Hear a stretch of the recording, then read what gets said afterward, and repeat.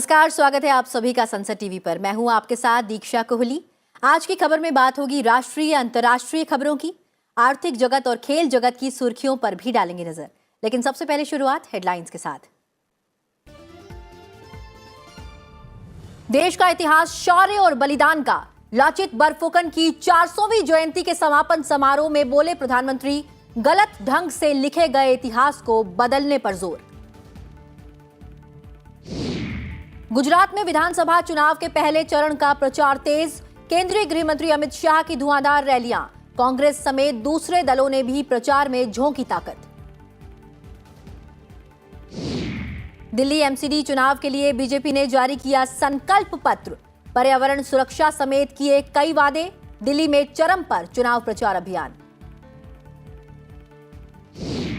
नेपाल में सत्तारूढ़ गठबंधन बहुमत की ओर। सबसे बड़ी पार्टी बनकर उभरी नेपाली कांग्रेस।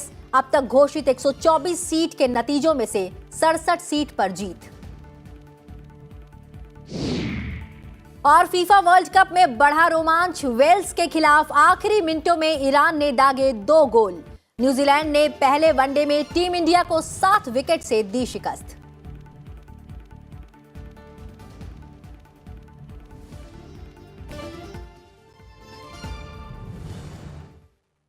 और अब खबरें विस्तार से। देश का इतिहास दास्ता की कथा नहीं, बल्कि वीरता, बलिदान और नायकों का इतिहास है। लोगों को स्वतंत्रता के बाद गलत ढंग से लिखे गए इतिहास को बदलना चाहिए था, लेकिन दुर्भाग्यवश ऐसा नहीं हुआ। दिल्ली में लाचित बरफुकन की 400वीं जयंती समारोह के समापन कार्यक्रम को संबोधित करते हुए प्रधानमंत्री नरेंद्र मोदी ने ये बातें कही।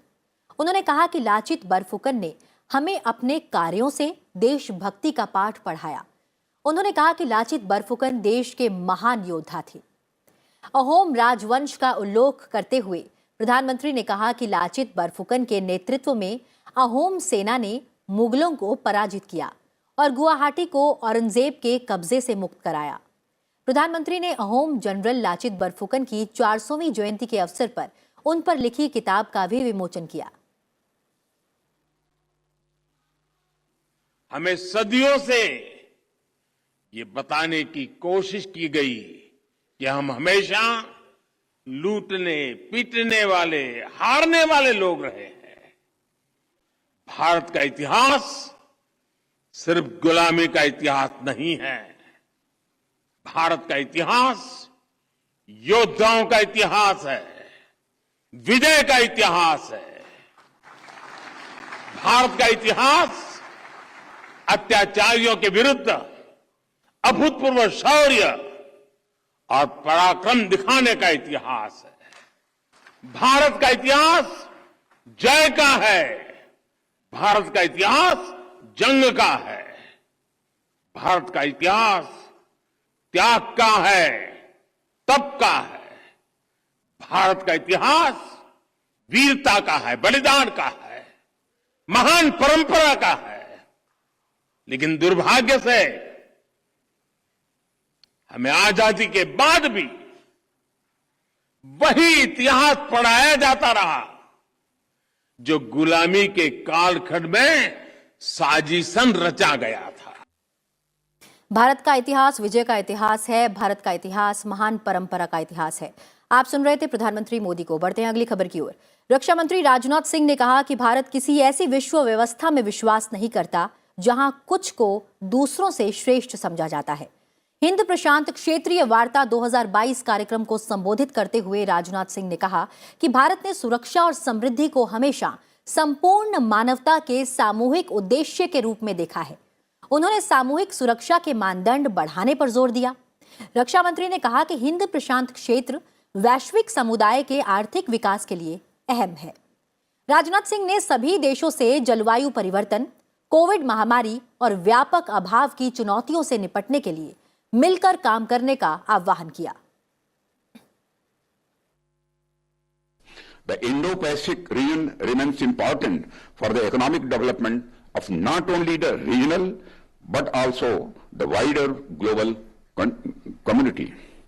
Centuries-old lanes crisscrossing the region have helped enhance trade. They have also functioned as a arterial connections to bring about a fusion of cultures and ideas.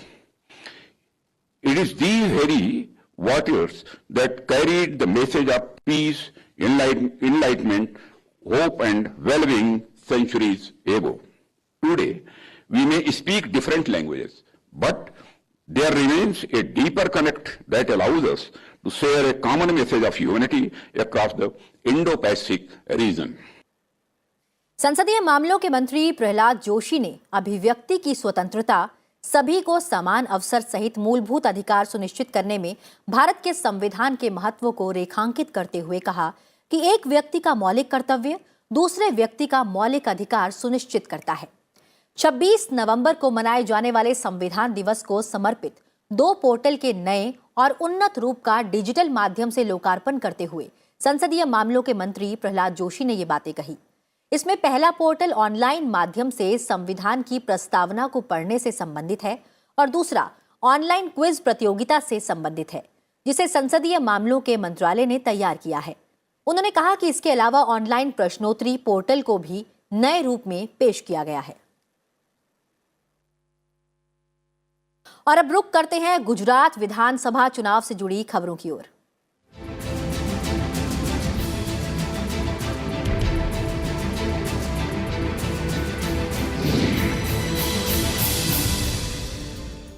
Gujarat विधानसभा चुनाव के पहले चरण का चुनाव प्रचार चरम पर है। इस चरण में 1 दिसंबर को मतदान होना है। सभी राजनीतिक दलों के नेता बढ़ चढ़कर प्रचार में हिस्सा ले रहे हैं। बीजेपी के वरिष्ठ नेता और गृह मंत्री अमित शाह ने माहुड़ा, जालौर, वागारा और नरोदा में जनसभाओं को संबोधित किया। इस मौके पर उनके निशाने पर कांग्रेस पार्टी रही। रैली को संबोधित करते हुए उन्होंने कहा कि कांग्रेस ने लोगों को बांटने के लिए देश पर शासन किया है। उन्होंने ये भी कहा कि गुजरात में कांग्रेस शासनकाल के दौरान अस्थिरता देखी गई। उन्होंने भ्रष्टाचार, घोटालों और वोट बैंक की राजनीति को लेकर कांग्रेस की आलोचना की। उन्होंने सरकार की उपलब्धियों का भी जिक्र किया। मोटा थई वडाप्रधान बन्या ए गरीबोनी चिंता बरोबर समझे छे भाई, बरोबर समझे छे। 2.5 વર્ષ સુધી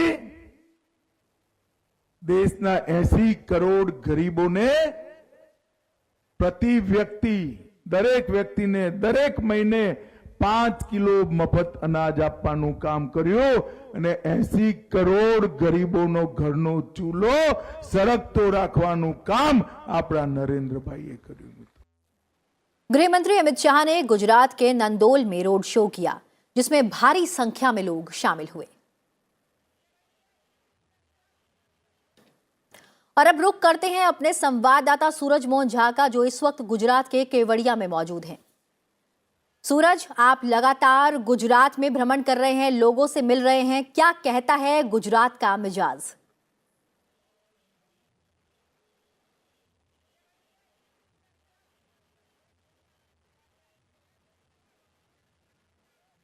दीक्षा, अगर हम बात करें गुजरात विधानसभा चुनाव की और प्रथम चरण जहां 1 दिसंबर को चुनाव होना है, मतदान होना है, तो वो ज्यादातर सीटें जो है वो सौराष्ट्र की और दक्षिणी गुजरात की है। हम सौराष्ट्र के तकरीबन हर जिले में घूमे हैं और वहां के मुद्दों को हमने समझा है। पिछली बार की राजनीतिक परिदृश्य को देखें तो ये वो क्षेत्र थे जहां पर भारतीय जनता पार्टी कमजोर रही थी और कांग्रेस को यहां अच्छा खासा समर्थन मिला था। कई ऐसे जिले हैं जहां जूनागढ़, अमरेली जैसी सीटों पर तकरीबन सारी सीटें कांग्रेस ने जीती थी। यहाँ समस्याएं बहुत सारी हैं, जैसे पीने योग्य पानी की समस्या है, कपास के जो किसान हैं उनकी अपनी समस्या है, खाद की कीमतें बढ़ रही हैं। कांग्रेस पार्टी इन सभी को मुद्दा बना रही है। ये सौराष्ट्र का जो इलाका है ये तटीय इलाका है और बंदरगाहों और यहाँ के लोगों के जीविकापार्जन का मुख्य साधन मछली पकड़ना है। मछुआरा समुदाय यहाँ बड़ी संख्या में रहता है। बीते दिनों पाकिस्तान द्वारा भारतीय नौकाओं को पकड़ा गया, मछुआरे हजारों की संख्या में वहाँ बंद हैं। ये मुद्दा भी कांग्रेस पार्टी यहाँ पर उठा रही है जोर शोर से और उसने कहा है कि जब उसकी सरकार आएगी तो कहीं ना कहीं वो इन सब के पुनर्स्थापन के लिए काम करेगी। अगर हम बात करें भारतीय जनता पार्टी की, तो चूंकि सरकार यहाँ 27 साल से रही है, 3 दशक की एक सरकार है, तो एंटी इनकम्बेंसी का सामना वो कर रहे हैं। कई ऐसे मुद्दे हैं क्योंकि प्रधानमंत्री मोदी गुजरात से केंद्र की राजनीति में गए हुए उनको 8 साल हो गए हैं, तो ऐसे में विपक्ष के पास कई मुद्दे हैं। लेकिन ब्रांड मोदी या कहें प्रधानमंत्री मोदी आज भी एक लोकप्रिय चेहरा हैं और इसीलिए कांग्रेस भी आप देख रहे होंगे चुनाव प्रचार में प्रधानमंत्री मोदी को टारगेट नहीं कर रहे हैं, बल्कि वो छोटे छोटे मुद्दों को उठा रहे हैं। और हमने कई लोगों से जब बात की तो स्थानीय स्तर पर लोगों में नाराजगी है, लेकिन केंद्र की जो योजनाएं हैं उसमें चाहे अन्न देने, गरीबों को जो 80 करोड़ लोगों को अन्न दिया गया है उसकी योजना हो, शौचालय उज्ज्वला योजना, या फिर नमक के क्षेत्र में हमने देखा सोलर पैनल को लेकर जो सब्सिडी दी गई है उसको लेकर खुश हैं लोग। और लोगों को लगता है कि प्रधानमंत्री मोदी जो है वो उनके लिए कल्याण के लिए काम कर सकते हैं। कांग्रेस कहीं ना कहीं लोगों को समझाने में लगी हुई है कि प्रधानमंत्री मोदी अब केंद्र की राजनीति में है, राज्य की राजनीति में वो नहीं है, इसलिए सत्ता उनको दी जानी चाहिए। तीसरी शक्ति के तौर पर आम आदमी पार्टी का भी चुनाव प्रचार अच्छी खासी संख्या में चल रहा है और कुछ पॉकेट में ऐसा लगता है उसके पास समर्थन है, वो आकर्षण पैदा कर रहा है। ये देखने वाली बात होगी कि वो वोट में कितना कन्वर्ट होता है। दीक्षा जी, इस तमाम जानकारी के लिए बहुत बहुत शुक्रिया सूरज।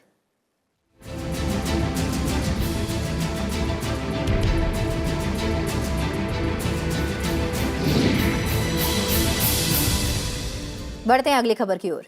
बीजेपी ने दिल्ली एमसीडी चुनाव के लिए घोषणा पत्र जारी कर दिया है। पार्टी ने इसे संकल्प पत्र का नाम दिया है। केंद्रीय मंत्री पीयूष गोयल, दिल्ली बीजेपी प्रभारी बैजयंत पांडा, दिल्ली बीजेपी अध्यक्ष आदेश गुप्ता, दिल्ली के सांसद रमेश बिधूड़ी, हर्षवर्धन, हंसराज हंस और प्रवेश वर्मा ने यह संकल्प पत्र जारी किया है। संकल्प पत्र में 5 रुपए में खाना, स्मार्ट स्कूल, 5वीं की मेधावी छात्राओं को मुफ्त साइकिल सहित किए गए कई वादे हैं। बीजेपी ने संकल्प पत्र में निगम की सुविधाएं मोबाइल और डिजिटल माध्यम से दिए जाने के साथ साथ सरकार बनने पर 100 दिन के अंदर एमसीडी ऐप पर सभी जानकारी देने की भी बात कही है। स्कूलों के अपग्रेडेशन में प्रॉमिस किया गया था, वो देखने को तो मिलता नहीं है। 2-4 स्कूल को एक मॉडल बना के सैकड़ों करोड़ रुपए जो दिल्ली के बजट से गए हैं उसका आज तक कोई खुलासा नहीं हुआ है। मोहल्ला क्लिनिक के बड़े बड़े वादे किए गए थे, कहाँ है वो मोहल्ला क्लिनिक, कितने हैं, क्या व्यय हो रहा है, क्या खर्चा हो रहा है, उसका कोई अकाउंटेबिलिटी आम आदमी पार्टी की रही नहीं है। मैं समझता हूँ जो उनके दायित्व था कि मिल के केंद्र सरकार और कॉरपोरेशन के साथ दिल्ली की जनता की सेवा करें, दिल्ली में झुग्गी झोपड़ियों का पुनर्वास करें, दिल्ली में झुग्गी झोपड़ियों में आम सुविधाएं पहुंचाएं, उन सभी चीजों में आम आदमी पार्टी पूरी तरीके से फेल हुई है। उपराष्ट्रपति जगदीप धनखड़ आज उत्तर प्रदेश के गौतम बुद्ध विश्वविद्यालय में संयुक्त राष्ट्र शैक्षिक, वैज्ञानिक और सांस्कृतिक संगठन भारत अफ्रीका हैकथॉन के समापन सत्र में शामिल हुए। कार्यक्रम को संबोधित करते हुए उपराष्ट्रपति ने कहा कि प्रौद्योगिकी ने सही अर्थों में शासन का लोकतांत्रिकरण कर इसे अमल योग्य और जवाबदेह बनाया है। उन्होंने कहा कि आज हम दुनिया की 5वीं सबसे बड़ी अर्थव्यवस्था हैं और इस दशक के अंत तक तीसरी सबसे बड़ी अर्थव्यवस्था बनने की राह पर है। उपराष्ट्रपति ने कहा कि आत्मनिर्भरता की दिशा में भारत के प्रयास तुच्छ निजी स्वार्थ के लिए नहीं बल्कि दुनिया के लिए है। Is on the rise as never before. Rise of this great country is unstoppable. Only a few months back, we had the distinction of being the 5th largest economy in the world, overreaching our colonial rulers. We shall be the 3rd largest economy by turn of the decade.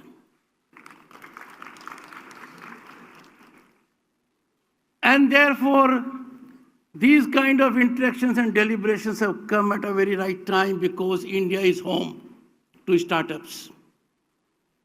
It is crucible of innovation. Lok Sabha अध्यक्ष ओम बिरला आज IIT Roorkee के 175वें स्थापना दिवस में शामिल हुए।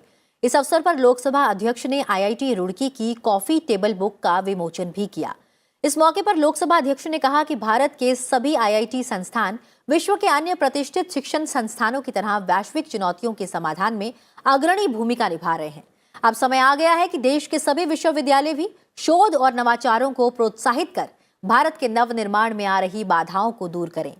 कार्यक्रम के दौरान लोकसभा अध्यक्ष ने छात्रों को स्मृति चिन्ह भी वितरित किए। उन्होंने एक स्मारक सिक्का भी जारी किया। इस अवसर पर आकाश से IIT रुड़की की यात्रा शीर्षक से एक ड्रोन शो भी आयोजित किया गया। आप सबका एक बहुत लंबा अनुभव है, मैं भी कुछ देशों में गया हूं और किस तरीके से वहां के देश के विश्वविद्यालयों के अंदर वहां के पुराने पढ़ने वाले विद्यार्थी एलुमिनी आज भी उन विश्वविद्यालयों से जुड़े रहते हैं और उस विश्वविद्यालयों के विकास में अपना योगदान, अपना समर्पण, अपनी सेवाएं, जो कुछ भी धन कमाया उसमें अपना योगदान आज भी देते रहते हैं। इसी परंपरा को आपने आगे बढ़ाया है, इसके लिए मैं आपको विशेष रूप से धन्यवाद देता हूं। और अब नजर डालते हैं कुछ और मुख्य समाचारों पर। प्रधानमंत्री नरेंद्र मोदी उच्चतम न्यायालय में आयोजित संविधान दिवस समारोह में शामिल होंगे। इस अवसर पर ई न्यायालय परियोजना के तहत कई पहलों की शुरुआत भी करेंगे। प्रधानमंत्री नरेंद्र मोदी 77% स्वीकृति के साथ विश्व के सर्वाधिक लोकप्रिय नेता बने हुए हैं।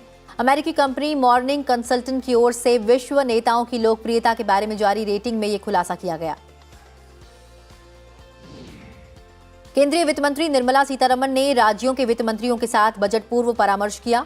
बैठक में आगामी बजट पर सुझाव और इनपुट भी लिए गए।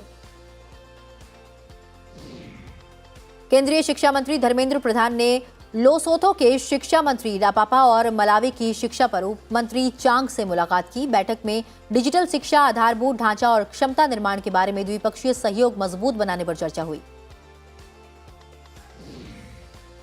सुप्रीम कोर्ट ने समलैंगिक जोड़ों की 2 याचिकाओं पर केंद्र और अटॉर्नी जनरल को नोटिस जारी कर जवाब मांगा है।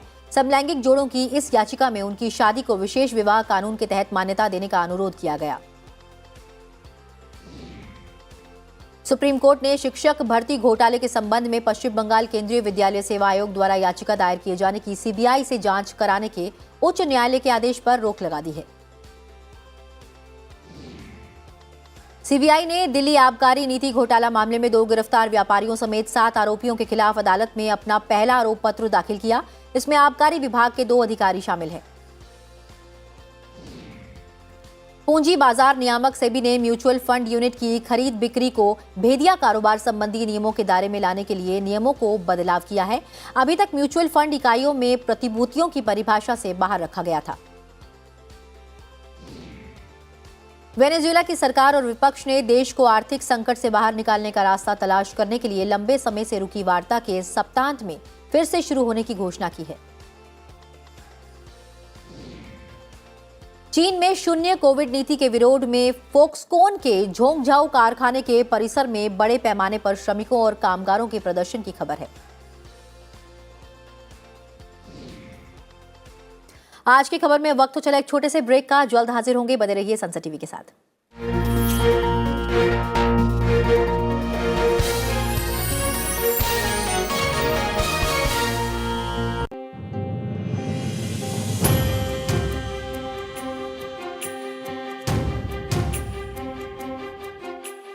करीब 3 बरस की कड़ी मेहनत, स्वतंत्र भारत का अजेय संकल्प फलीभूत हुआ 26 नवंबर 1949 को और वजूद में आया हमारा संविधान।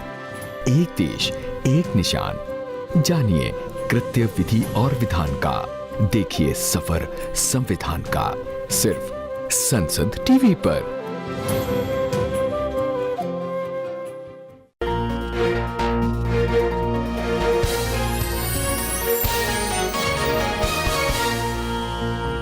ब्रेक के बाद स्वागत है आप सभी का। आप देख रहे हैं आज की खबर। बढ़ते हैं आगे और अब नजर डालते हैं राज्यों से जुड़ी हुई खबरों पर।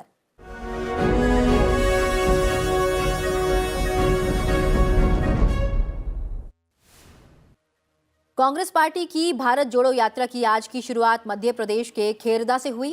कांग्रेस नेता राहुल गांधी के साथ पार्टी महासचिव प्रियंका गांधी वाड्रा भी मौजूद रही। ओडिशा विधानसभा में आज विपक्ष ने किसानों के मुद्दे पर गतिरोध पैदा किया, जिसकी वजह से सदन की कार्यवाही बाधित हुई। विपक्षी सदस्यों ने राज्य सरकार पर किसान विरोधी रुख अपनाने का आरोप लगाया। उत्तर प्रदेश मंत्रिमंडल ने श्री नैमिषारण्य धाम तीर्थ विकास परिषद के गठन को मंजूरी दे दी है। साथ ही आगरा, गाजियाबाद और प्रयागराज जिलों में पुलिस कमिश्नरेट प्रणाली लागू करने के प्रस्ताव को हरी झंडी दी है। मध्य प्रदेश में कांग्रेस को झटका देते हुए पार्टी के प्रदेश मीडिया विभाग के उपाध्यक्ष और पूर्व मुख्यमंत्री कमलनाथ के करीबी नरेंद्र सलूजा सत्तारूढ़ बीजेपी में शामिल हो गए हैं। त्रिपुरा के मुख्यमंत्री माणिक साहा और सामाजिक न्याय और अधिकारिता राज्य मंत्री प्रतिमा भौमिक ने अगरतला में सामाजिक न्याय और अधिकारिता विभाग की 2 दिवसीय क्षेत्रीय कार्यशाला में भाग लिया। तेलंगाना के सनत नगर से 4 बार से कांग्रेस विधायक एम शशिधर रेड्डी बीजेपी में शामिल हो गए हैं।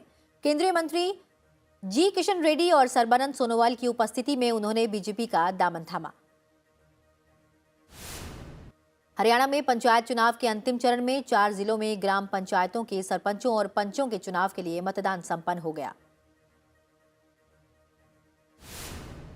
असम ने मेघालय की यात्रा नहीं करने के संबंध में राज्य के लोगों के लिए जारी परामर्श को भी बरकरार रखा है। पश्चिम कार्बी आंगलोंग जिले में संघर्ष स्थल पर स्थिति तनावपूर्ण लेकिन नियंत्रण में है। उत्तरी दिल्ली के चांदनी चौक में थोक बाजार भागीरथ पैलेस में भीषण आग लगने से 50 से अधिक दुकानें जलकर खाक हो गई। किसी के हताहत होने की कोई खबर नहीं है। उत्तर प्रदेश के मथुरा में मिथिला कुंज आश्रम में श्री यमुना महारानी के भव्य चुनरी मनोरथ का आयोजन हुआ।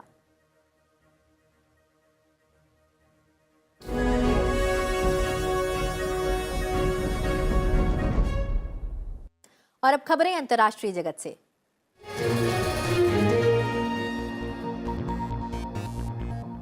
नेपाल के प्रधानमंत्री शेर बहादुर देउबा की पार्टी नेपाली कांग्रेस गठबंधन संसदीय चुनाव में स्पष्ट बहुमत की ओर बढ़ रहा है। 5 दलों के इस गठबंधन ने अब तक घोषित 124 सीट के नतीजों में से 67 सीट पर जीत दर्ज कर ली है। संघीय संसद के कुल 275 सदस्यों में से 165 का चयन प्रत्यक्ष मतदान के जरिए होगा, जबकि बाकी 110 को आनुपातिक चुनाव प्रणाली के माध्यम से चुना जाएगा। किसी पार्टी या गठबंधन को स्पष्ट बहुमत हासिल करने के लिए 138 सीट की आवश्यकता है। अकेले नेपाली कांग्रेस ने प्रत्यक्ष मतदान प्रणाली के तहत अब तक 42 सीट पर जीत दर्ज कर ली है और यह सबसे बड़ी पार्टी बनकर उभरी है। वहीं उसके गठबंधन सहयोगियों communist party of Nepal Maoist centre ने 12, सीपीएन यूनिफाइड सोशलिस्ट ने 10, लोकतांत्रिक समाजवादी ने 2 और राष्ट्रीय जनमोर्चा ने 1 सीट पर जीत दर्ज की है। ये सभी दल सत्तारूढ़ गठबंधन का हिस्सा हैं। पूर्व प्रधानमंत्री केपी शर्मा ओली के नेतृत्व वाले मुख्य विपक्षी दल सीपीएन यूएमएल गठबंधन ने अब तक 38 सीट पर जीत दर्ज की है। कतर विश्व कप के 6ठे दिन ईरान ने वेल्स को हराकर अपनी पहली जीत हासिल की है। उसने ग्रुप बी में वेल्स के खिलाफ तय समय के बाद इंजरी टाइम में 2 गोल दागकर मैच को अपने नाम कर लिया। इस जीत के साथ ही ईरान के 3 अंक हो गए हैं। वहीं वेल्स के 2 मैच में 1 ही अंक है। इस जीत के साथ ही ईरान की सुपर 16 में पहुंचने की उम्मीदें बरकरार हो गई हैं। टीम इंडिया और न्यूजीलैंड के बीच 3 मैच की वनडे सीरीज के पहले मुकाबले में कीवी टीम ने भारत को 7 विकेट से हरा दिया। टॉस हारकर पहले बल्लेबाजी करते हुए टीम इंडिया ने न्यूजीलैंड के सामने 307 रन का लक्ष्य रखा।